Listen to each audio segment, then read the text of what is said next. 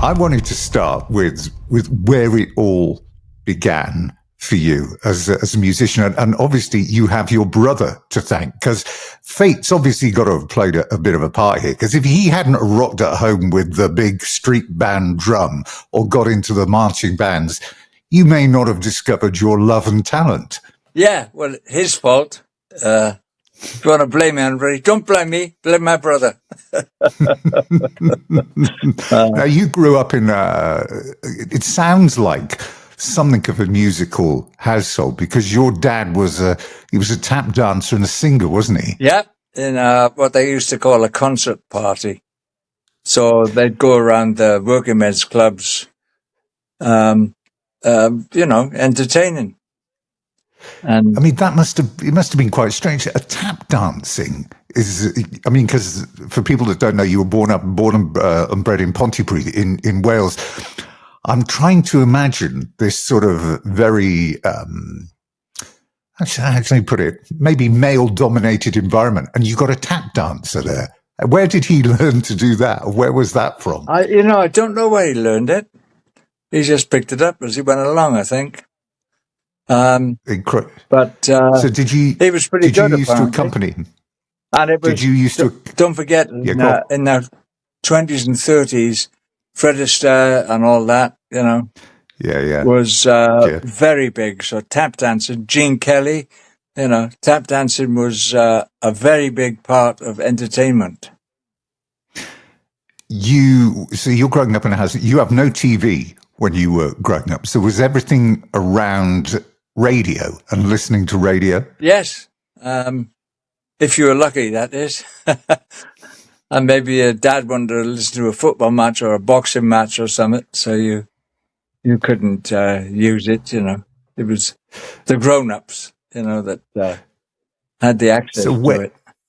Where did you first hear? I mean, I know people, you talked about your drumming influences, Buddy Rich, Gene Krupa. Where did you hear these guys first? I mean, obviously radio or I'm not record? sure. It must have been radio. It must have been, because they would have a big band on at lunchtime, for instance. Big band being, brass and brass players, trombones, trumpets, saxophones. And that was a big thing also back in the day. So it obviously came from there. Maybe they started with it and said, oh, that's a Gene Krupa tune or something, something like that. So it was always there for me, really. I knew what I wanted to listen to, which is the real stuff, not the cover stuff, as we didn't have that phrase back then. But, it was... and then, I suppose, records started coming out. My elder brother had a record player. But the first album I ever bought was a jazz album. Yeah. From a movie, the soundtrack of a movie. But I'd always been listening to it on wherever I could. I've never thought about that, where I first heard it. It might have been a radio that you could tune in. That was sheer luxury to have that. Because I remember, you listened to Mick Jagger and Keith Richards, etc., talking about the very early days and how you couldn't get hold of any of this, and then somebody would have an import record, and they'd all gather around to somebody else's house and sit and listen to it, and it was such a huge event. Yes, absolutely. Yeah, music was massive, much bigger than it is today, because it was the only form of entertainment, There was no TV when I was growing up. I mean, there was, of course, it had been invented. I'm not that old, but it was quite exclusive. There was, when it got popular, if you like, there was one TV set in our street. And that was a street. That was owned by a councillor, and he used to let the children in to watch the children's program at 5:00. So the whole front room would be full. I mean, like 20, 30 kids all sitting there watching children's TV, in the street. And there was one car, and it was probably his.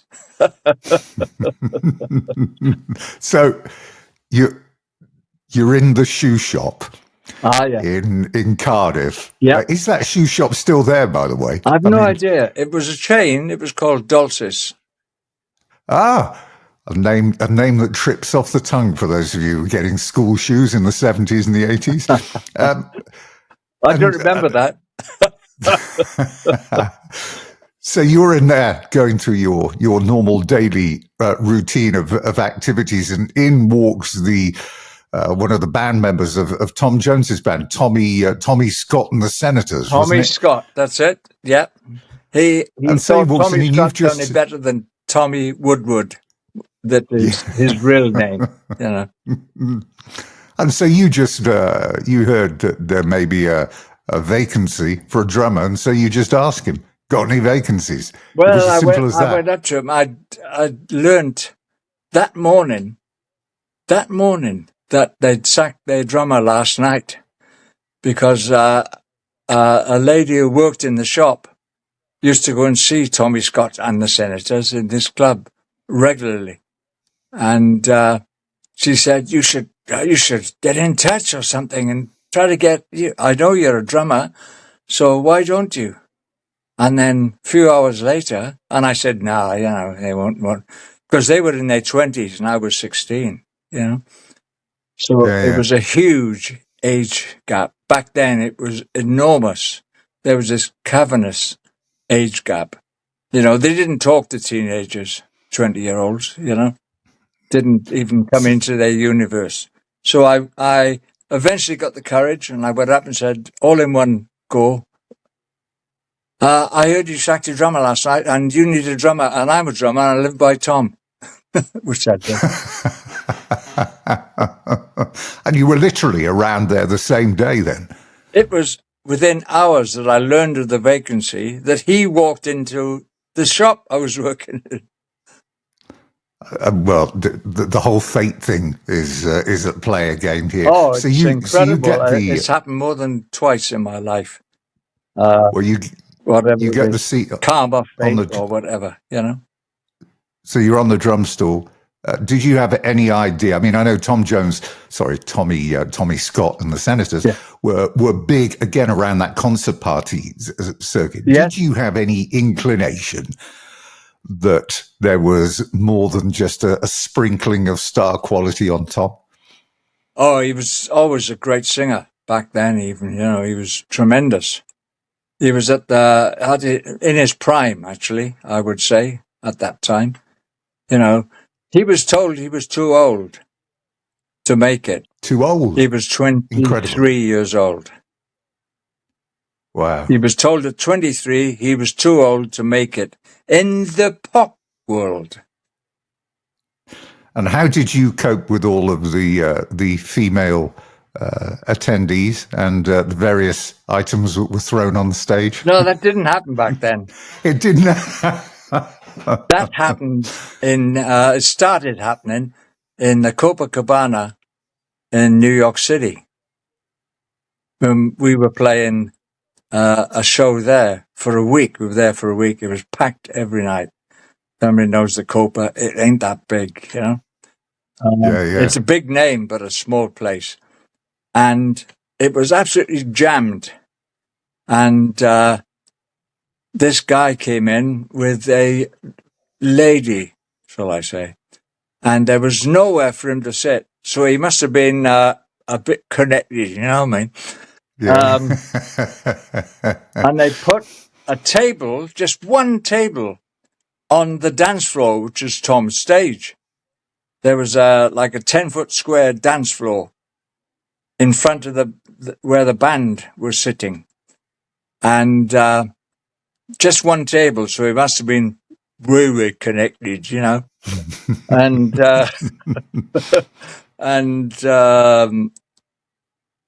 Tom used to take napkins off the tables and wipe his forehead because he sweated so much. He always used to sweat profusely.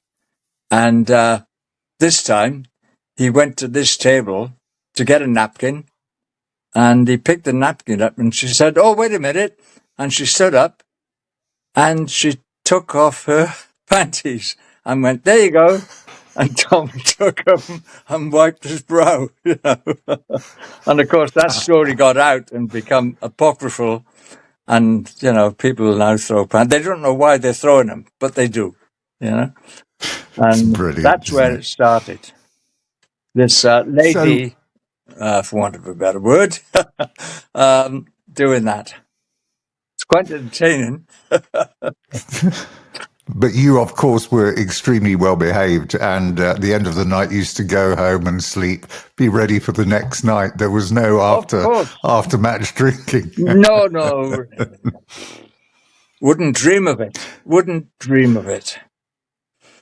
So you ended up, I mean, you moved on from there. You did a bit of, you did some session work with a band called Chapter 3 before Manfred. Well, that was Manfred, in fact. Yeah. Chapter then he 3 gets in touch with you. Was his like big band project, if you like.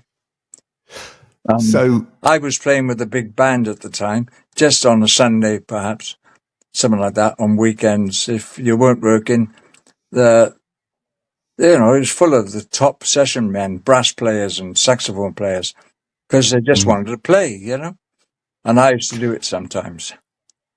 And, so the evolution of his band from the pop band into the big band, and then when you get going again properly, heading for that that debut album, it was you that suggested using the name Earth Band, wasn't it? Yes, well, we were all racking our brains going, we want something that rhymes with man. You know, okay, we'll have something band.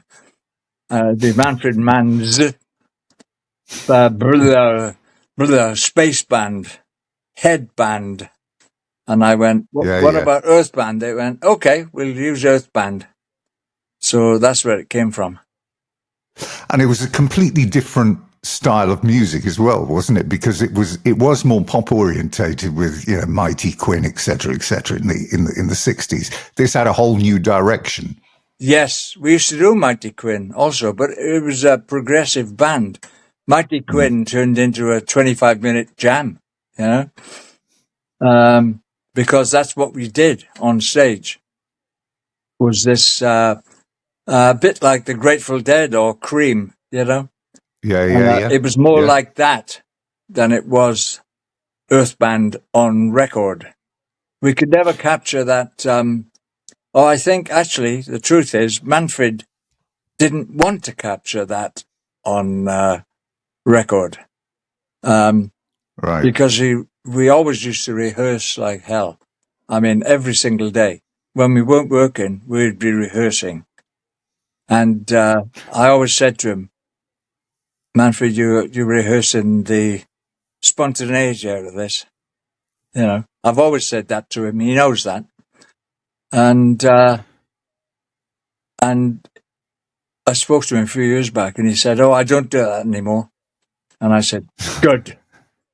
Do you think that you got the credit that you deserved in that band? Because you talk to people about Manfred Mann's Earth Band, and they come back with, "Oh yeah, 2 hits." But if you look at the coverage that you got in the States, and there was a review of the excuse me, there was a review of the first album and Glorified and Magnified from Robert Christgau, who was one of the big reviewers of the time over in the States. And he said, it's an extraordinary cult record, one of the most underrated of the 1970s. Wow, I didn't know that. But, I think Earth Band was underrated, even though we got a #1 single. That was a bit of an accident, really. But I didn't know that guy said that. No idea at all. Yeah, I mean, it garnered some incredible reviews, all based in the States. So you would have had him, you would have had probably Lester Bangs was one of the big reviewers of the time, Rolling Stone. I know that name, yeah. Yeah. Good Earth. that this, when you think about marketing, record marketing, for, you know, when you're putting out a new album, this was quite a good one. Like that I saw when you released that album, the first people that bought it, did they not get a 1 square foot of land up on the Brecon Beacons? Yes, which was the size of the record sleeve, actually. And that record sleeve is a contract. So if you bought the record, you got the land free. It was a tiny, you know, it's foot square you got. You couldn't dig in it or dig for gold or anything like that on it because it was for conservation and mainly for the red kite, which is, there's a lot around now, red kites, but they were dying out. They're a fantastic bird. They're like eagles. They are massive. Yeah. But they've got a V tail. You can see when they fly. When Timeline, actually, when the band was driving Oxford area on the freeway, on the motorway,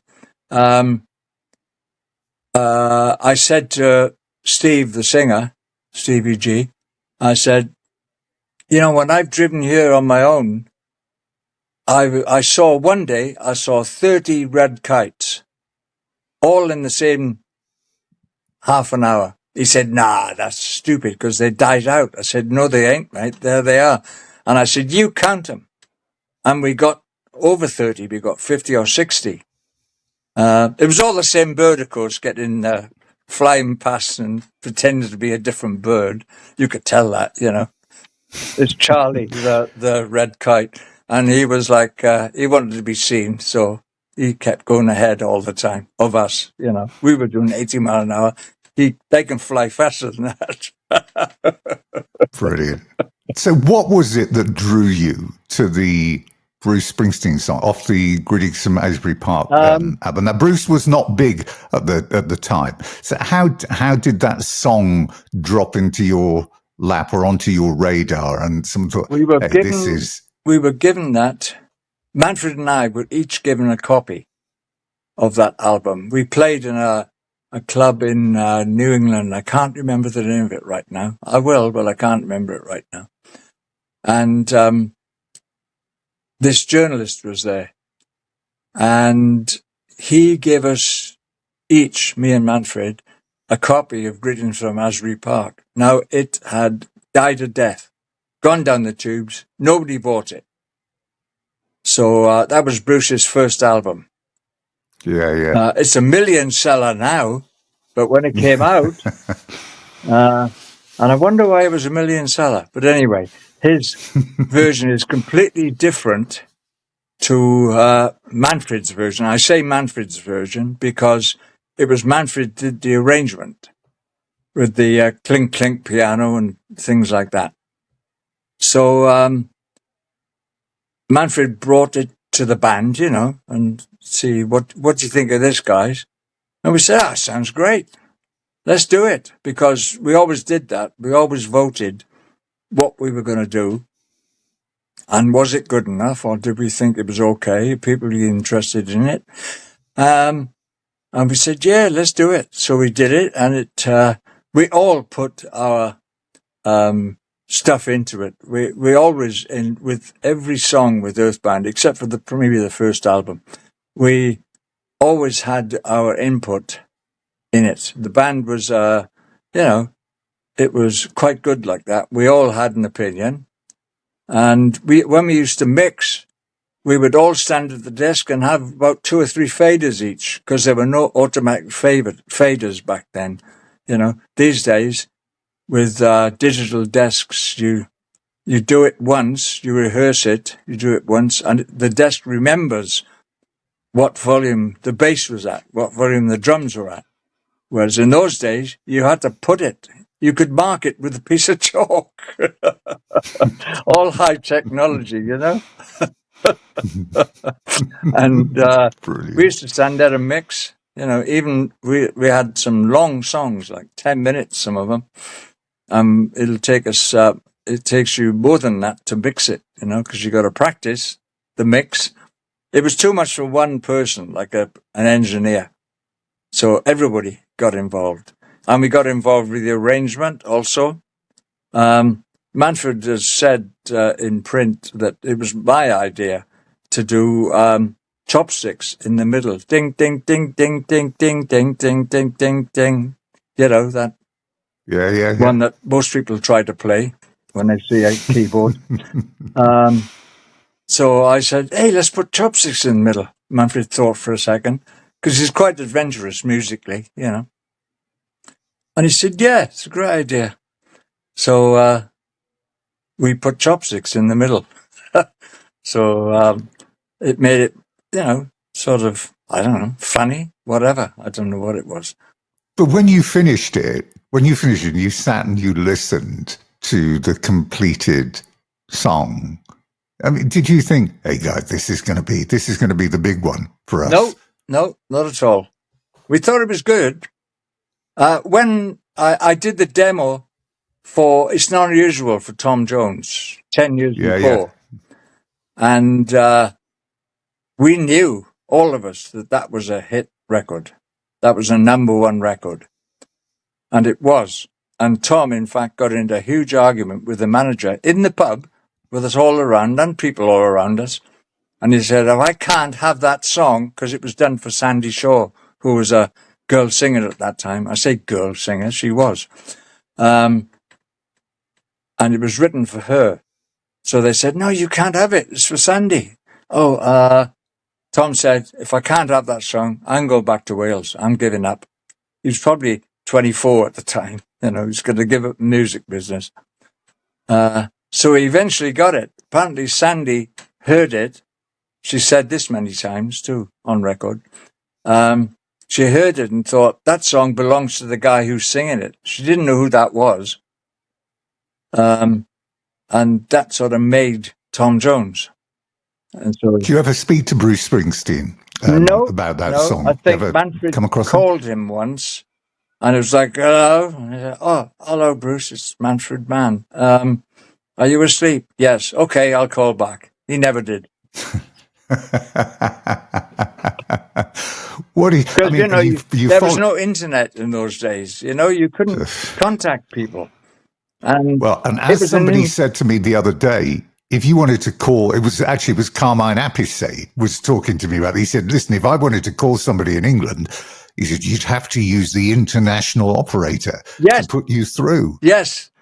I remember trying to get hold of my wife once, and I was living in, anyway, I said, I can't remember my phone number even, but can you get me 0932788 Middlesex? And the operator goes, could you spell that for me? And I said, yes, MIDDLE, middle, SEX, sex, click. She cut you off. She cut me off because I said the word sex in Middlesex. Brilliant. So, yes, Carmine's right. I know Carmine quite well. We're the same age. And he's great at self-publicity. I'm not so great at it. He is the greatest self-publicist. It's amazing. You think about the songs that you guys, if you take away, you know, some of the latter stuff you did, your contribution to 70s, Carmine's, with Rod Stewart and Do You Think I'm Sexy and Young Turks, and you with Blinded by the Light. Let's not forget as well, Dave Is on the Road Again, which was another song, which was originally about 8 minutes long, wasn't it, on the album? Yes. Before it became a single. That was us trying to capture the live thing. So we did it live in a club, into a desk, you know, proper desk. Yeah. And we do that with Timeline, and everybody knows the lyrics. I'm amazed. You know, 50 years, 60 years on, they know the song. It's a good song. Songs. Oh, they're classic songs. They will never go out of fashion. They will always be played. And you played with another very, very famous singer-songwriter, Frankie Miller. Yeah.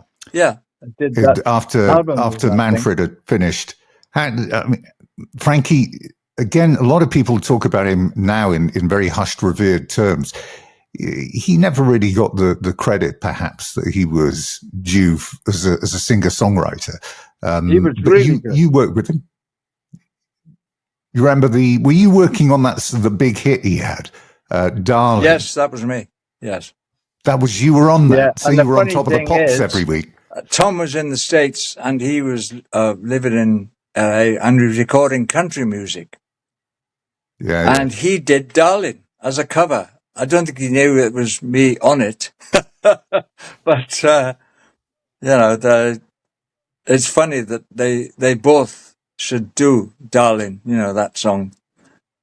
So Frankie actually duetted, didn't he, with Phil Lynott on Still in Love with You for Thin Lizzy. Did work with them in the sort of very early 70s, which was, I didn't know actually until I saw it. But that album you were on, Falling in Love, was his most successful album. So you were really, you were is that the bringing one the with the star hat? there, yeah, He's wearing a hat. yeah. Right. Yeah. So everywhere you were going, success arrived pretty soon afterwards. Yeah. Yes. Every band should hire me for a little bit because my success will rub off on them. You know, of course, it's obvious. How did you get to? I mean, Uriah Heep was a bit of a departure. I mean, prog band, but they were going through a bit of a period of change. But you were on the last album with Ken Hensley, Conquest. Yes. It's that Mick didn't want to continue with the lineup we had, which was actually a boy from Cardiff, John Sloman. We're still friends. Yeah. He was Welsh, of course, and we're still good friends. And that album, I didn't know it was different for Uriah Heep. I had no idea. I just played drums, you know. It's okay, we'll do this one now. All right. So there's no sort of premeditation, if you like. It was just doing my job, doing what I'm told. Yeah. And I think it was quite a good album, actually. Well, a lot of people said at the time, "Oh, it's gone way too commercial, etc., etc., etc." But it did what the 3 previous albums hadn't done, which was actually made the charts, the top 40 album charts, or top 50. And again, if you go back and look at some of the reviews, I think it was the Record Mirror at the time, which was quite big. This was just before Kerrang magazine and the hard rock magazines came along, but they gave it a 5-star review. So, I mean, it was, when you look back now, quite a successful album. Right. Yeah. Well, I didn't know any of that, because they never tell the drummer anything, to be honest. No matter whether it's management or band, Where were you last Wednesday at rehearsal? You didn't tell me it was rehearsal, In the pecking order, drummers get the short end of the stick, So considering where you had been in your career up to then, Tom Jones, Manfred Mann, Uriah Heep, Frankie Miller, and a few of the other things you'd done, what was it that drew you to Gary Newman? I mean, because this is a completely different musical genre. Yeah, well, I co-owned a recording studio in Shepperton, right, Middlesex. There's that word again. I hope we don't get put off the air because of me saying Middlesex. Anyway, I co-owned a recording studio, and Gary started recording there because he didn't live far away from that, and that's how it came about. And he wanted a drummer one day, and I went, okay, I'll play drums. And then he asked me in the course of doing that album, I Assassin, if I knew any fretless bass players, because he wanted to use a fretless bass player. I said, I know just the man. Now, he was a friend, Pino Palladino, was the bass player I'm talking about, and he's with The Who now. And he was with Paul Young for many years, of course. Wherever I hold my hat, hang my hat, I'm sorry. and that was Pino. But when I knew him, he was a friend of John Sloman's. They went to school together. Because he's Cardiff. He sounds like he's Italian, but he's from Cardiff. A big Italian community over there. Yeah, his father was Italian, of course, was Disapino. Well, that's Pino's name, Disapino Palladino, which means little Pino. No, it means little Giuseppe. Got to be careful how you say that, haven't you? It means little Giuseppe. And so he's always shortened it to Pino, And, he's an incredible bass player. Just, fantastic musically. And when I first met him, he was a guitarist. He used to play double neck like Jimmy Page, double neck guitar. And then he went to fretless bass. And when I asked him to do the Gary Newman thing, he hadn't done any recordings on bass whatsoever. So, that was his debut.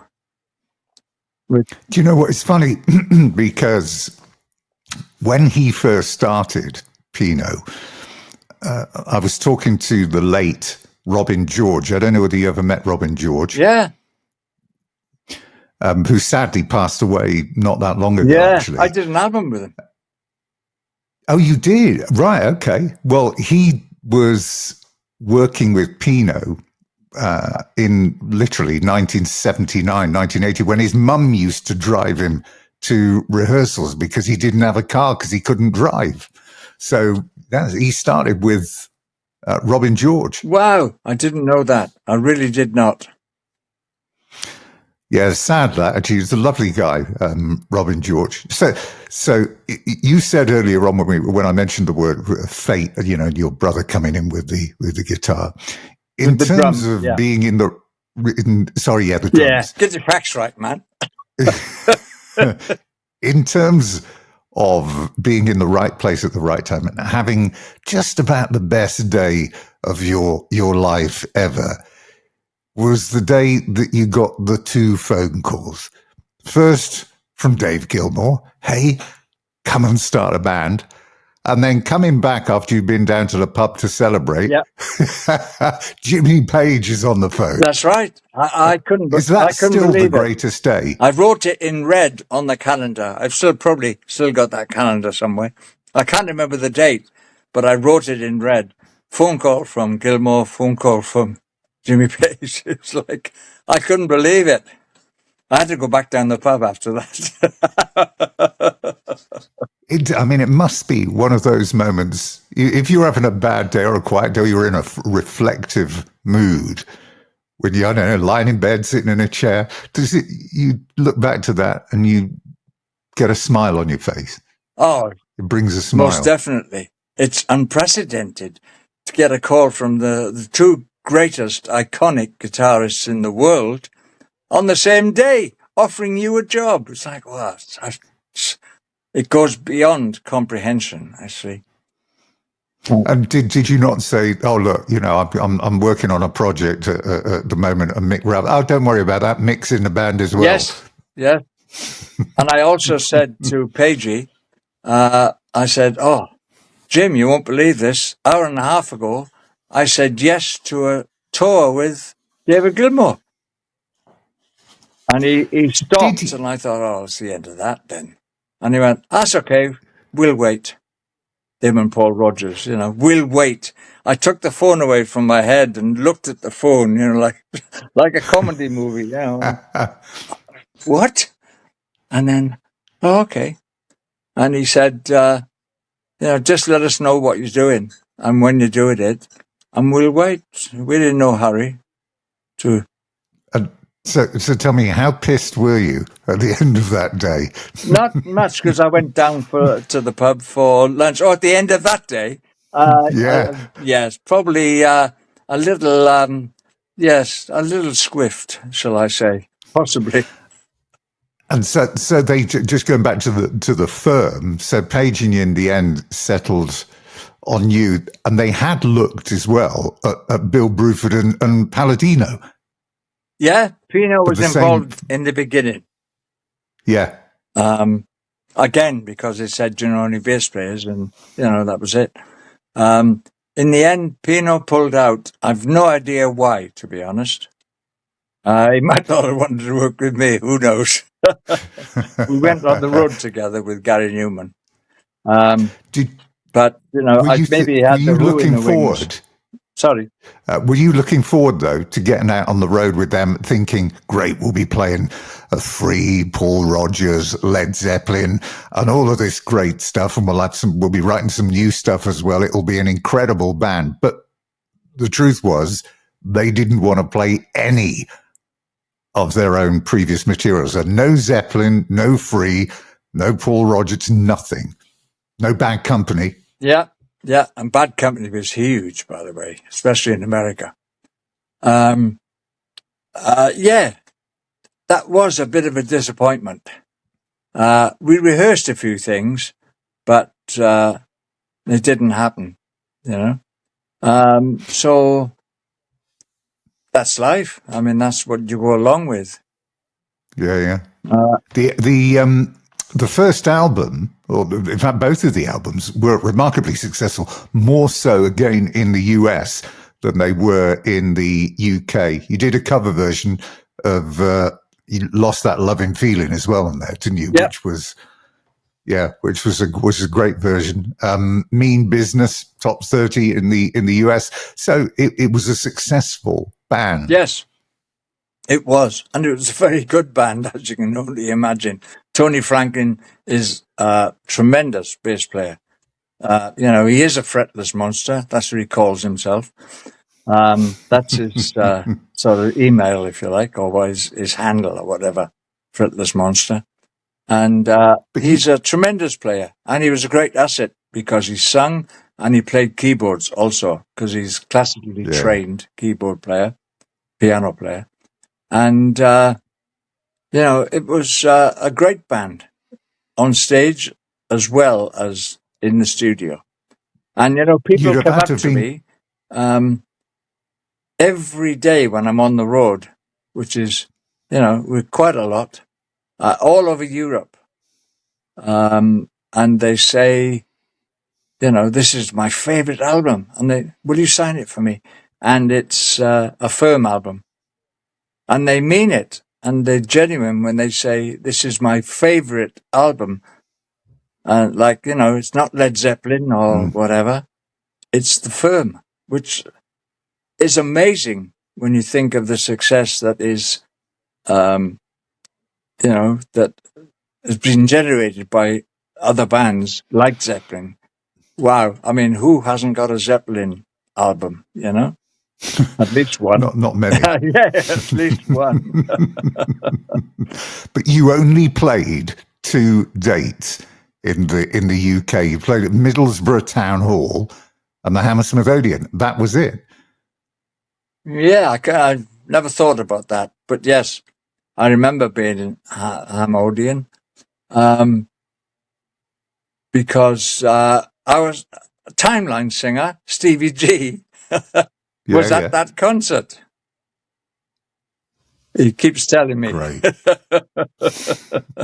He went along. Were you surprised that it died out as quickly as it arrived? I mean, I know they said afterwards that it was only ever going to be a 2-year project and whatever, but the reaction that it got was very good. A lot of journalists said we were in it for the money because we called ourselves a firm, which is a business type thing. And the second album was called Mean Business, which Paul came up with. I thought it was a fantastic title. It can mean so many things. We mean business. Yeah. It's a mean business, which it is. And, what it is. There's no getting away from it. You got to have rhino hide to put up with this business. The way people treat you and the way you get treated by agents, managers, bands. So, it really is a mean business. And I thought, has there ever been a time when the band, the firm, the band, thought about getting back together? Yes. Has there ever been any But this discussion? other band got in the way. What are they called? Who's that? Led Leadbelly. something or other. Yeah. Oh, Zeppelin. That's it. Led Zeppelin. They did a concert, and they didn't know, even because I talked to them, whether they were going to continue or not. In the end, I don't think Robert Plant wanted to continue. So they didn't, I suppose. And he's done some great stuff since, That's amazing stuff. Yes, his actually. career has been amazing.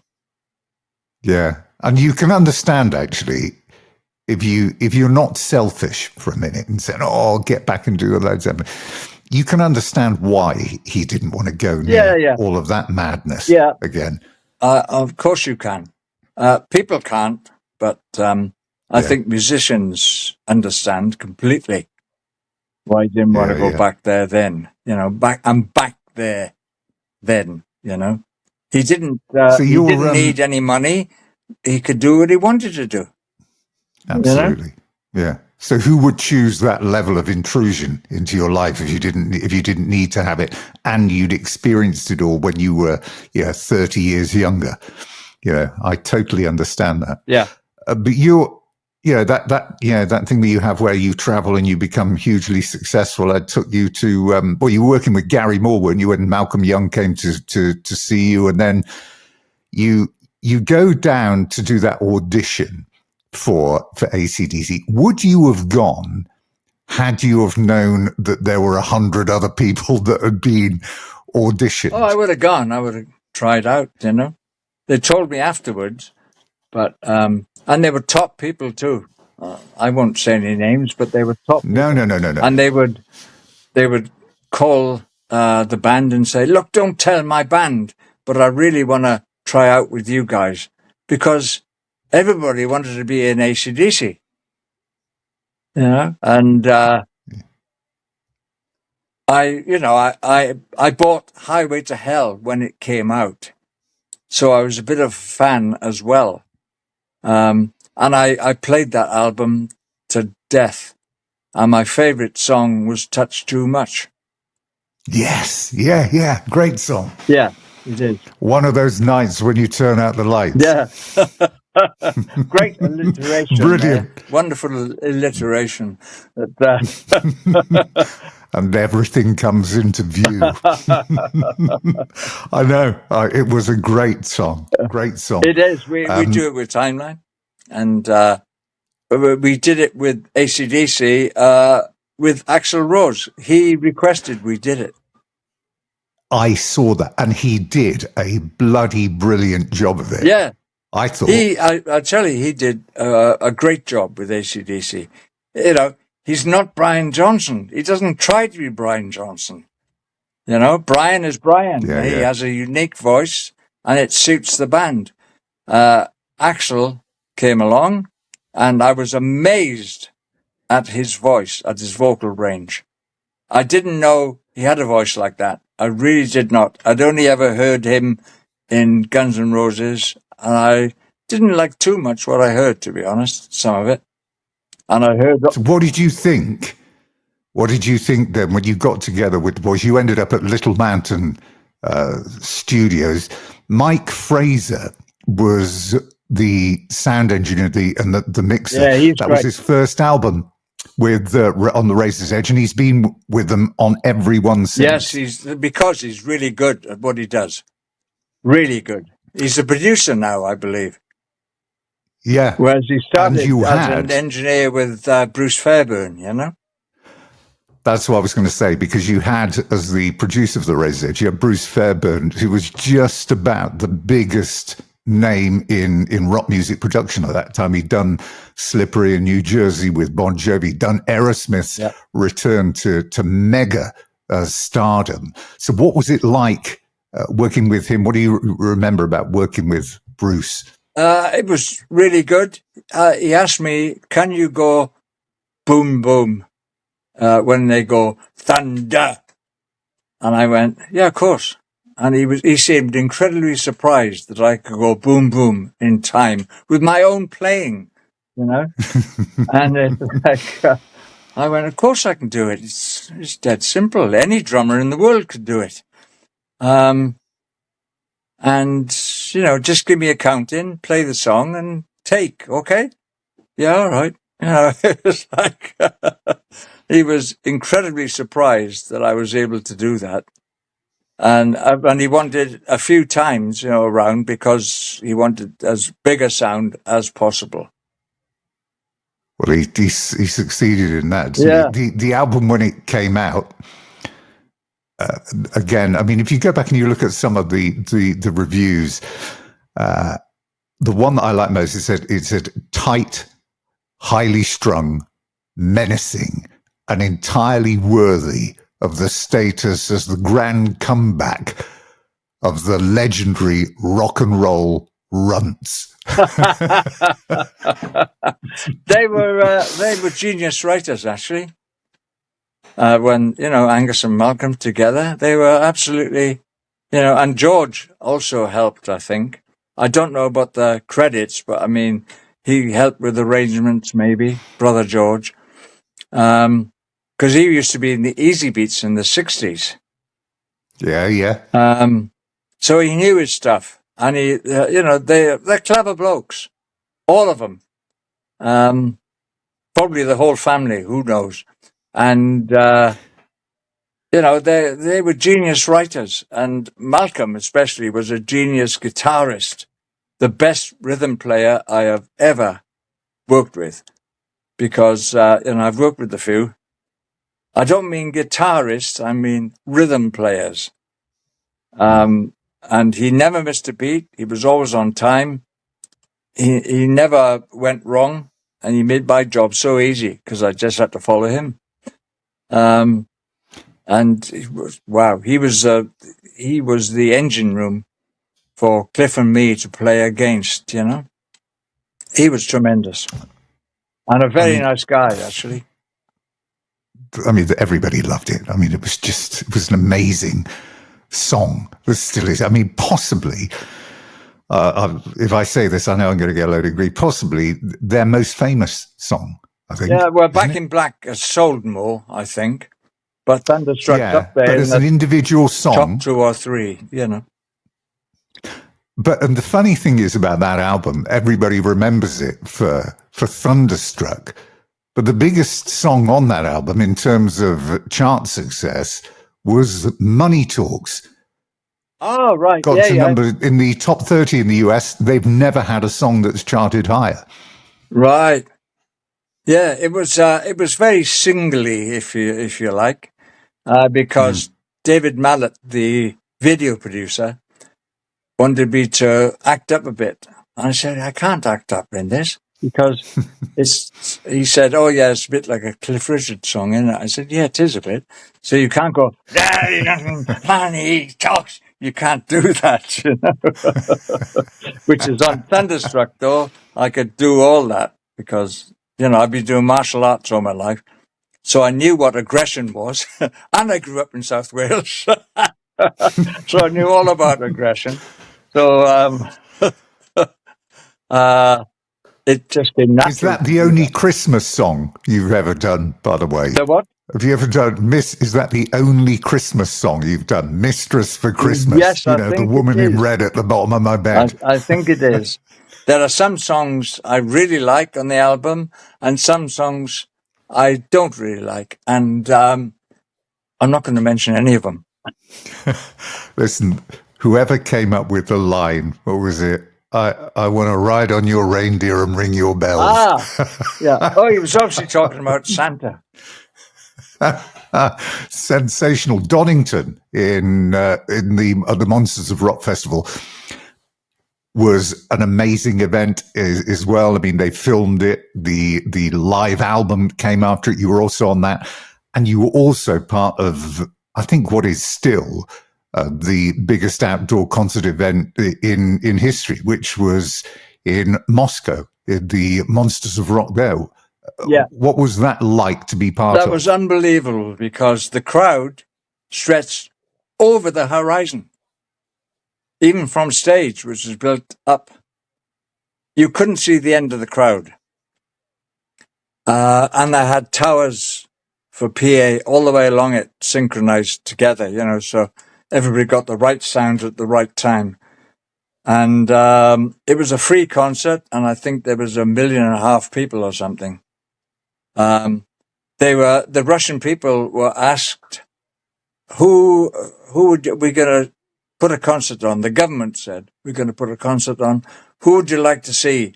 Guns N' Roses, anybody, Bruce Springsteen, and they all said AC/DC. And it was fantastic. It was a great show.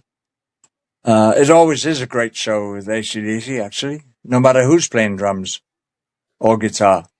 Nothing ever goes wrong. Once it's gone wrong in like 60 years, I think, once. Because I've talked to Angus, and that went wrong because his guitar just didn't work properly, and nobody could fix it. And it was all sorts of things that were wrong at that time, but nobody knew it. They were trying to figure it out, and it took us half an hour, 45 minutes before they figured out how to get it fixed. And this is all the technicians, top technicians, in the world. And they couldn't figure it out. So we had about 45 minutes in one show. I can't remember what it was. And that's the only time, Angus told me after, it's the only time in the life of AC/DC that something went wrong. We had to stop the show. Incredible when you think the number of shows that they've played. Yeah. But I mean, as great as the band is, and in fact, everybody loves them. Everybody loves AC/DC. It's like it's a great show. Rolling Stones. They're just, everybody loves them, and for good reason. But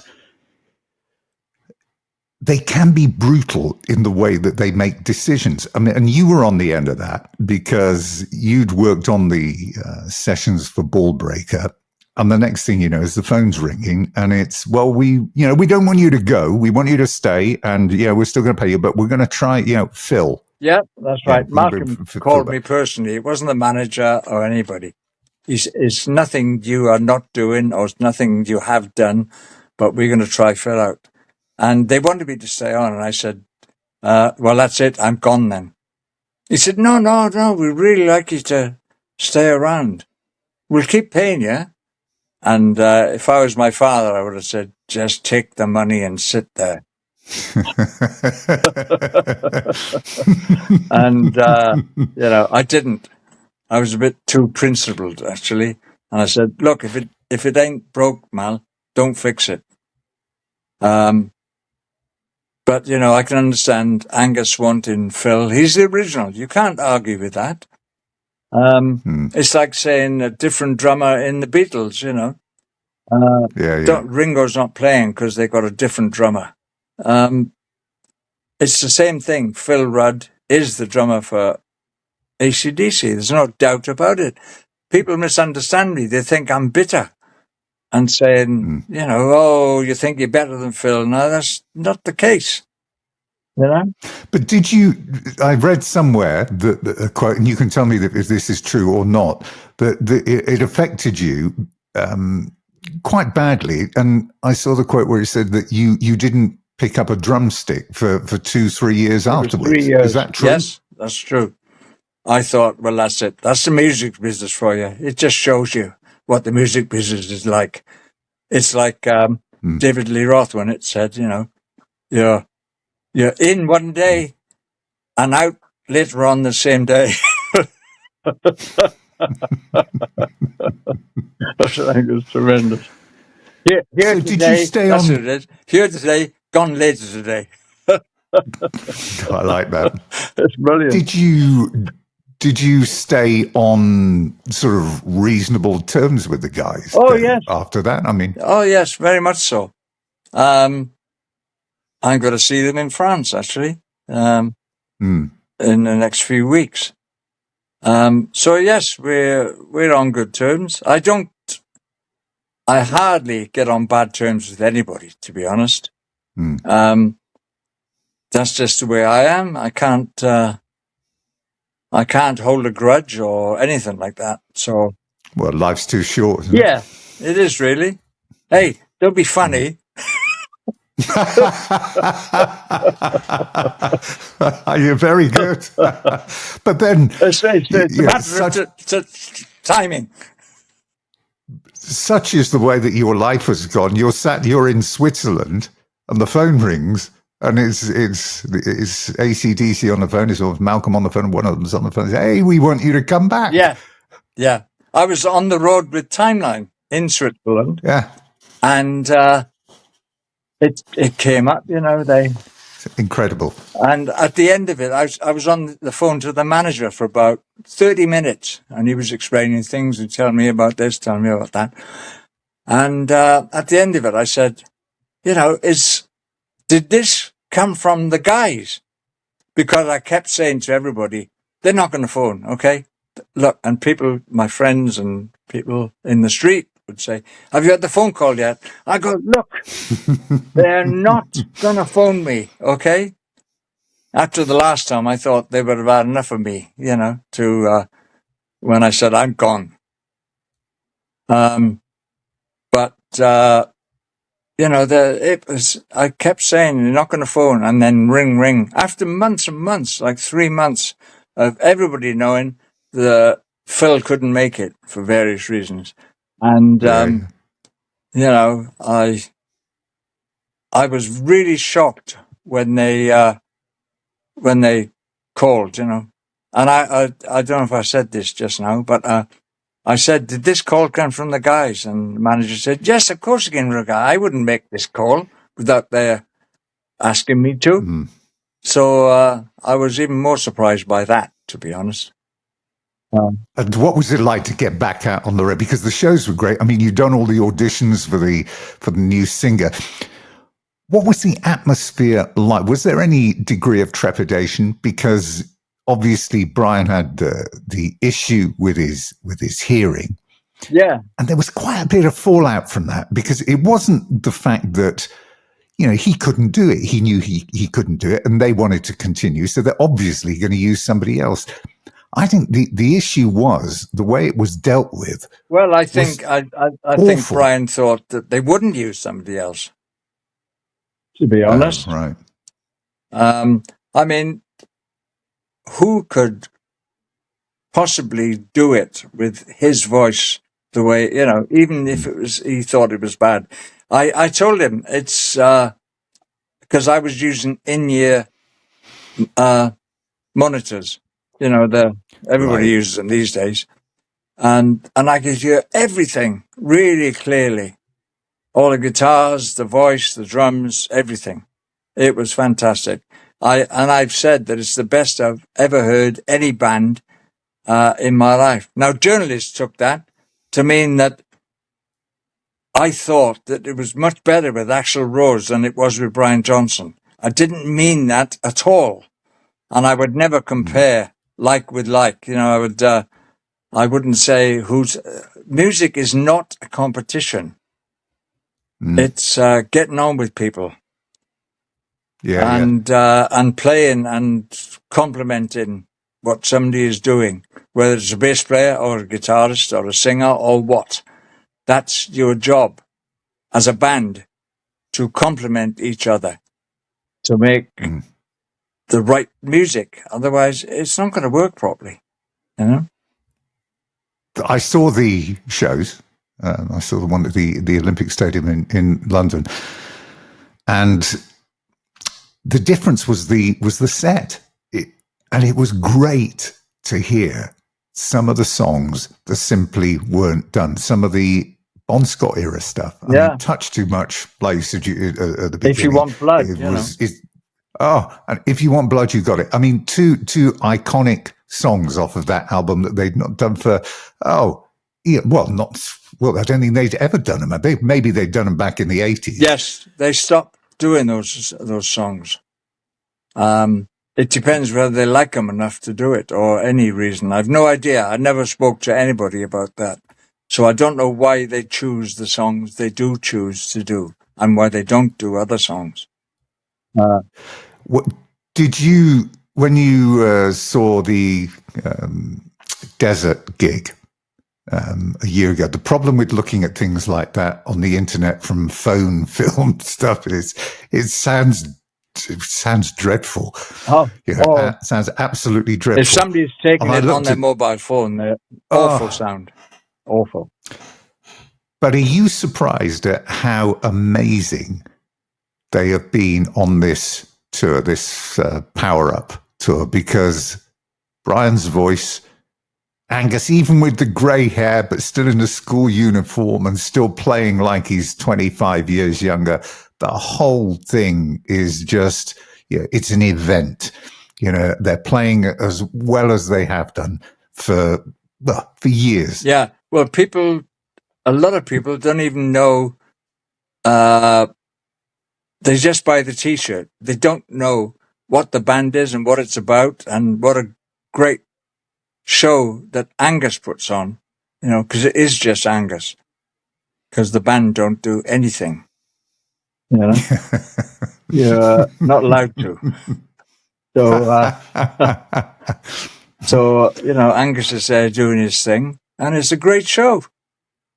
And the lights are fantastic, and the camera work is fantastic, and, there's nothing like it. Except and the music is great. It's hard driving music. So if the phone rang again, would you be willing to step in? Oh, yeah, of course. And if Gilmore phoned me, I would also, especially Gilmore. But, I like to work. I mean, that's my whole raison d'etre, is to play drums. And I said to myself, I want to play this until I can't play anymore. Well, I was just going to put one of your quotes in, because we bring this up to date, and the new album, one of the quotes on the press release, I will rock till I drop, or I will drum till I drop. Yeah. That is it. I'm always going to be there. So Timeline have been recording bits and pieces here and there for over a decade. So this album coming together it's taken a long time. It's been in the can or in the works for a long time. Which now, the AC/DC? No, your new album. Well, it was over a period of about 2.5 years, the last 2.5 years that we've always been recording. But it was always covers, like AC/DC, and because I was thinking of a live album or something, AC/DC or Asia, all the stuff that's on this Timescape album. Yeah. I've always sort of recorded, told the guys whenever we got spare time, we'll go in the studio and record. And we'll do it straight live, we won't mess around with overdubs and things like that. Maybe a little bit, but it's really what we do live. Exactly the same arrangements and everything else that's in it. So we didn't... And we've been doing that for like 10 years, but these last 2.5 years, things just came. I've never written a melody in my life before this. I'd written lyrics, but I'd never written melodies. And I was so surprised when I could. And great asset is Mike Clark, the keyboard player, because we don't live far from each other, and I could go over and go, it goes like this, Mike. And he'd sort of interpret that into a keyboard part. No, I'm pretty good at humming, actually. And he'd say, do you want major or minor? And I was, minor on this one, I think, And well, I was listening to it, and the start, the opening of the track, Sundance, is a great track. I mean, it's got this very heavy prog rock feel. It's got a really good feel. But what isn't a surprise is the influences that play out through the album are related to everything that you've done. Yes, it's really, very diverse album, life. And I've had a very diverse life and career, actually. So it shows that, and like the song Living the Dream is about self-belief. Yes. It's about people having self-belief. Believe in yourself. It's It's so important. I shut my eyes listening to that song, the Living the Dream, and it was like, oh, John Anderson. Yes. Really? Yeah, I just thought, We Will Survive, the second track, I think it is on the on the album. The band wrote that. That's their song. I didn't have much to do Yeah, with it. that had a bit of a Uriah Heep feel to it. That type of They do like prog, late they do 70s. like prog music. The guys. Yeah, it works well. And then you dropped in Joybringer. Yeah. Well, I wrote the lyrics, you you're- see, so I Yeah. thought, well, it's an original, as far as this band is concerned. And the same with Questions. It was an Earth Band song, and it fitted. And I wrote the lyrics. So, along with the music, which was I can't think of it. What it is, the classical thing. The Schubert. planets, isn't it? Holst. No, Schubert. Joybringer right. was Gustav Holst. Yeah. And I wrote the lyrics again. Me and Gustav, we went to different schools together, and we had to get permission to do it, and we got permission.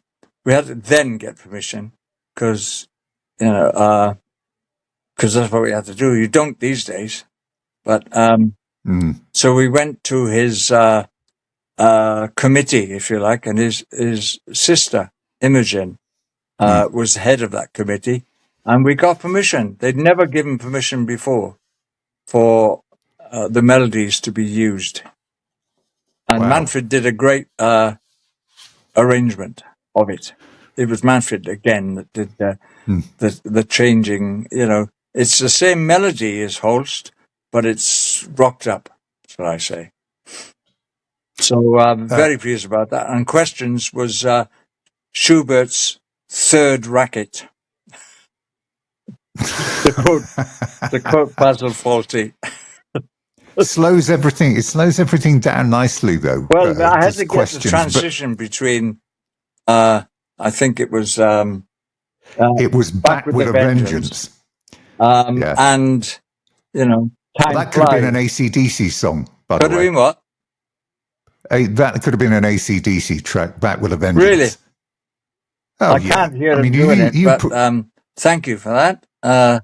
No, you listen to that and you think, yeah, I could hear Brian Johnson doing that. Well, funny enough, Bun Davis, who's the AC/DC singer in the band, because we have two singers, you can hear his harmony on that. James Cornford sang it, and so did Bun Davis. So he sang it with the AC/DC voice. Well, and Sundance he sung with his straight voice, if you see what I mean, his own personal voice. So when he sings AC/DC, I think he sounds tremendous. I think he sounds just like Brian, to be honest. Well, I have to say, when he comes up with, there's a second CD with the AC/DC covers, and you're looking at it thinking, well, this is a brave choice. Yeah. And I thought, Thunderstruck. And so I put it on, and you're like, wow, this is really good. We like that live. Everybody is so surprised. Really good. Because we don't copy AC/DC. Nobody wears shorts. And, they don't pay SGs, people listen with their eyes, you know that. Yeah, they listen with their eyes and they go, oh, he's not doing duct work. He sounds nothing like AC/DC. Well, it does, actually. It sounds a lot like them, actually. It sounds like, I'll tell you what it sounds like. It sounds like somebody has taken the album, and you see it these days, and people do remixes of originals. It sounds like a remix. But the song that I liked the most, actually, on there wasn't an AC/DC song. It was the cover of July Morning from Uriah Heep. Right. Yeah, that's Stevie G singing. People, sometimes I've done reviews, they don't realize it's two singers. And I make it very plain on the album cover that there's two main singers. We all sing, by the way. Yeah. But those are the two. Stevie G and Bun Davis are the two main singers. And Stevie G plays bass now with us, as well as singing. Well, it was a really pleasant surprise actually, because sometimes those second CDs of cover versions can be throwaways, but there was a lot gone into that, and you can tell there's a great deal of, first of all, respect for the tune, respect for the music and where they came from. Oh yeah, and you. They delivered great versions, I thought. Yes, I'm very surprised. It's the record company that wanted that on it. So I thought, well, we've got other covers as well. It's not just AC/DC, and that's not what we do live. We do all those songs live. And, there's Asia in the mix. There's July Morning, Uriah Heep. And we do many others that came from my career, because that was the reason to start the band. I wanted to play my career and finding musicians that could switch from, say, AC/DC to Tom Jones, or even want to switch from AC/DC to Tom Jones, are very few and far between. They got to be really good players, as you can appreciate, and to do it with conviction too, and honesty.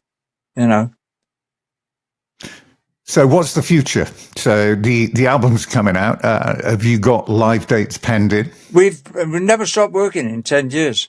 We on the weekend, this last weekend gone, we were in Lyon in France. Oh wow! And in a few weeks, the gastronomic capital of the country. Yes, so you ate well down there. Yeah, not in a backstage dressing room. It's not the gastronomic capital of the country. Chicken? Yes. How do you like it? Warm. No, sorry, you've only got cold chicken. Oh, okay. By the way, it's sold out. Oh, okay. So, what about UK dates? Yes. We were in Scotland just a month or so ago, really up north, in a festival. And we're going to Wales at the end of this year. Pontypridd, back to Pontypridd. Back to Pontypridd. Yeah. Doing a gig there, and a few other gigs too in South Wales. So I'm looking forward to that, because I haven't been back for years, actually. I mean, playing music. Yeah. So I'm just looking forward. And we've been to Poland this year, Czechoslovakia, or should I say Chechnya? Czechia, yeah. And we're all over the place. Italy in 2 weeks, I think I said that. Yeah. Next gig, I can't remember the next gig. Perfect. Oh, it's Italy. And so, sorry, it's Italy. That is in 2 weeks' time. And you're always recording, so I suppose a live album might be in the offing at some stage. Yeah, we're always doing stuff. And we play it live into a desk. Classic, just like Earthband did with Davies on the Road Again. And if it needs a bit of overdubbing, we do that. But usually it don't require much. And anyway, the guys are really busy as musicians. So it's, can you come next Wednesday? No, I can't come Wednesday. I might be able to come on Friday morning. Will you be there? No. And it is like that.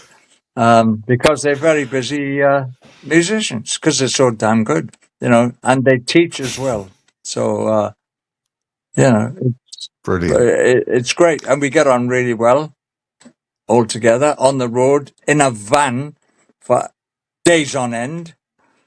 And I love it. With AC/DC, It was private planes on the last time, 2015, 2016. So I'm in a transit van.